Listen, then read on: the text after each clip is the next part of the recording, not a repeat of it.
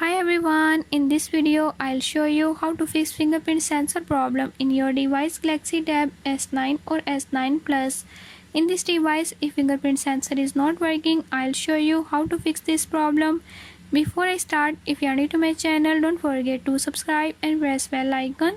Watch complete video and learn how we can do it. Let's watch the video.